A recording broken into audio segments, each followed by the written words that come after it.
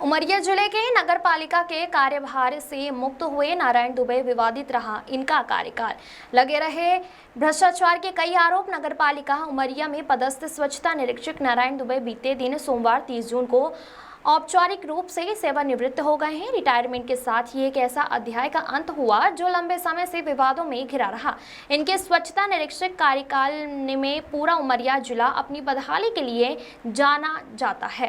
सिर्फ औपचारिक रूप से ही साफ सफाई होती थी, पर ऐसा क्या था कि इन पर किसी भी प्रकार की ना कार्रवाई होती थी और ना ही इन्हें स्वच्छता निरीक्षक से हटाया।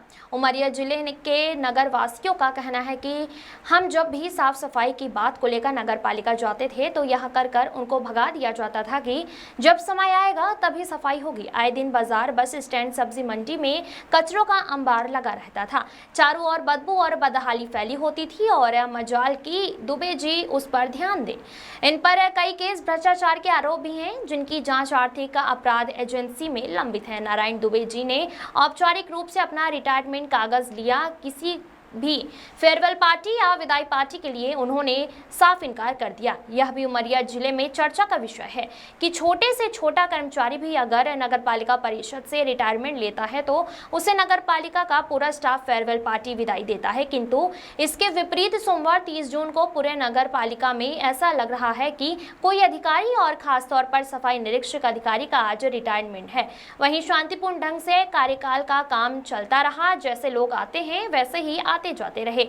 जिले के नगर पालिका परिषद में चर्चा का विषय बना हुआ है।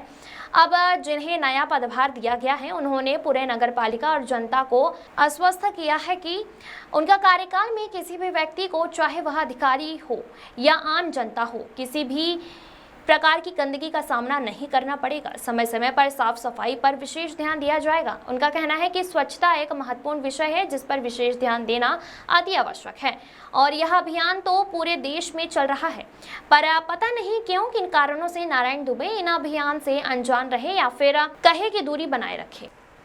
राम कृपाल विश्वकर्मा की रिपोर्ट।